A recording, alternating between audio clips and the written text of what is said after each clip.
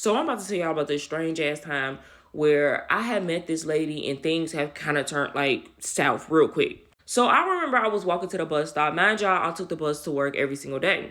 And it got a little bit scary because people started to see me going to this bus stop. So people was like, oh, you just missed your bus, or oh, I see you all the time at the bus stop. So then it got to a point where I felt like people was literally like watching me because they knew when I missed the bus, they knew when I wasn't at the bus stop. So I just remember this one day, it was so hot outside. This lady ended up pulling up and she was like, hey, you need a ride to work. She was like, I see you all the time. I'm going the way that you going. Mind you, I was so young and I was not thinking at all. So I told her, I'm like, okay, cool. I was hot. So she gives me a ride to work and then boom, she gave me her number and she started texting me.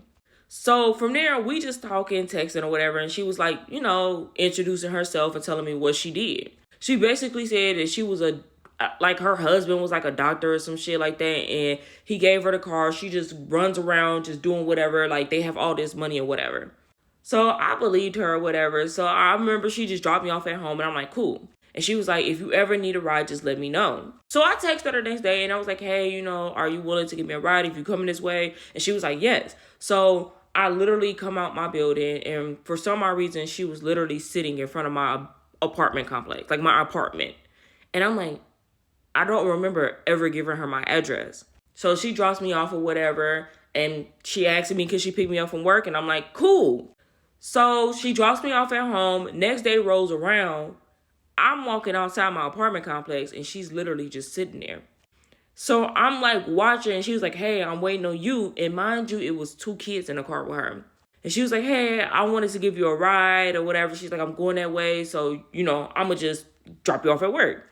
So I hop in a car. And when I hop in a car, I don't know, something just felt real off and like just strange. So I look at the little boy and she was like basically like forcing him to talk. But when I looked at the little boy's leg, it had like these like red marks on it, like scratch marks. And she was like, oh, he fell or whatever. But it wasn't like a usual like fall mark. Like it had looked like literally like those kind of marks, like scratch marks. So the little boy was talking to me and then I looked over at his sister and the sister was looking like real scared. Like she just, I don't know, maybe it's because I'm like a stranger so they didn't know who I was. And then I looked at the girl's face and I noticed that she had like sunken in, like her skin was low-key kind of like sunken in a little bit in like different spots of her face. So y'all, I'm gonna have to come back for part 2.